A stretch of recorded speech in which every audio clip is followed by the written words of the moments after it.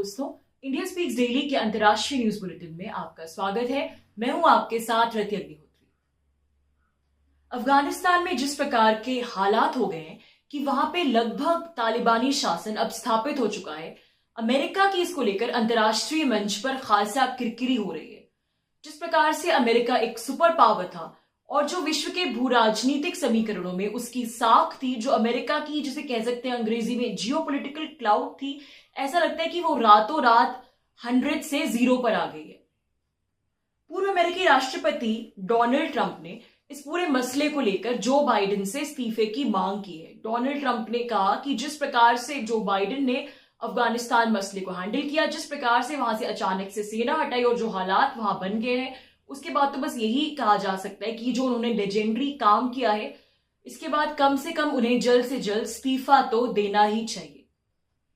अफगानिस्तान में से अमेरिकी सेना हटाने की योजना डोनाल्ड ट्रंप ने बनाई थी, बल्कि ट्रंप के शासनकाल में ही तालिबान के साथ तथाकथित पीस डील यानी शांति संधि पर हस्ताक्षर हुए थे, जिसमें कुछ शर्तें रखी गई थी तालिबान के लिए कि अगर वो शांतिपूर्ण ढंग से रहेगा, सरकार प्रजातांत्रिक सरकार स्थापित होने देगा, तो फिर उसके जो फाइटर्स हैं उनको एक एक करके रिहा कर दिया जाएगा, जो कि कारावास में बंद थे अफगानिस्तान की। तो खैर, तालिबान और शांति तो साथ साथ नहीं चलते।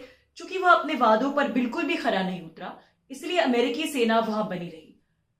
लेकिन जो बाइडेन के राष्ट्रपति बनने के कुछ महीने भीतर ही अचानक से सारी अमेरिकी सेना बाइडेन प्रशासन ने वहां से हटा ली, और इस प्रकार हटाया कि कल तक जिस एंटिटी से अमेरिका नेगोशिएट कर रहा था कि अगर वो उनकी बातें मानेगा, शांतिपूर्ण तरीके से रहेगा, वहां प्रजातांत्रिक सरकार बनने देगा, तो फिर उसके फाइटर्स को एक एक कर छोड़ दिया जाएगा। लेकिन अब वही तालिबान जो है वो अफगानिस्तान का शासक बन के बैठा है, और कल तक जो अमेरिका उनके साथ नेगोशिएट कर रहा था और एक जिसको कहते हैं नेगोशिएशन में ऊंची पोजीशन पर था, जिसको फायदा होता है, ऐसी पोजीशन में था, वही अमेरिका अब जो है वहां से न कि सिर्फ दुम दबाकर भाग गया, बल्कि जिसे कहते हैं कि उसकी जो एम्बेसीज है वो भी उसने एक प्रकार से रातों रात बंद कर ली, जैसे ही काबुल पे कब्जा हुआ तालिबान का, वैसे ही। तो ये अमेरिका के लिए शर्मनाक बात तो है ही, लेकिन साथ ही अंतर्राष्ट्रीय स्तर पर एक बहुत बड़ी कूटनीतिक विफलता है। डोनाल्ड ट्रंप ने अपने शासनकाल में जो कुछ भी ग्राउंड वर्क किया था पीस डील का, तालिबान के साथ नेगोशिएट करने का, वो सबका सब धरा रह गया। तो अमेरिकी राष्ट्रपति जो बाइडेन की अंतर्राष्ट्रीय स्तर पर बहुत आलोचना हो रही है।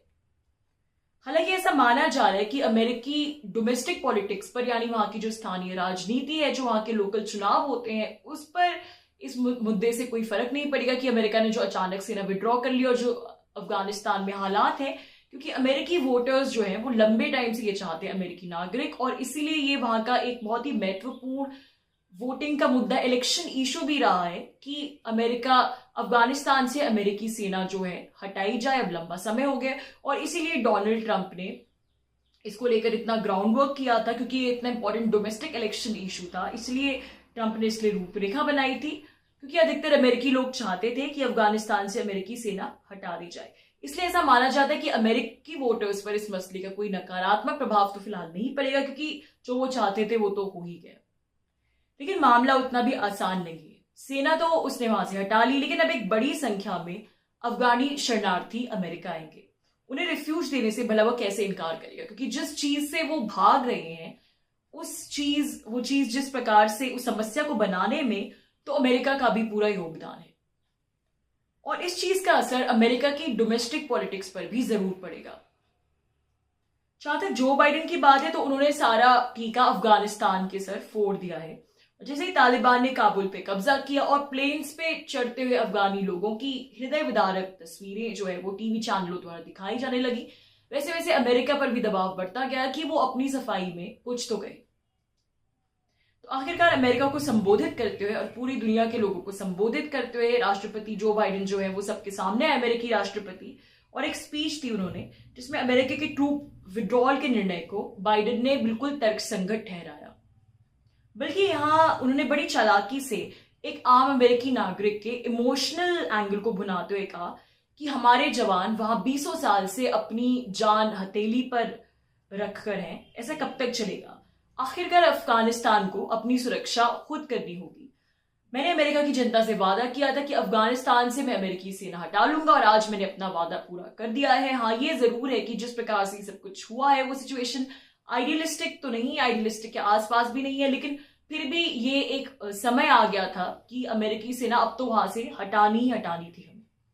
और फिर उन्होंने सारी गलती अफगानिस्तान की सरकार के जिम्मे मर दी कि जब वहां के राष्ट्रपति खुद वहां से डर के मारे भाग गए, और ये तो वहां की सेना का काम था कि वो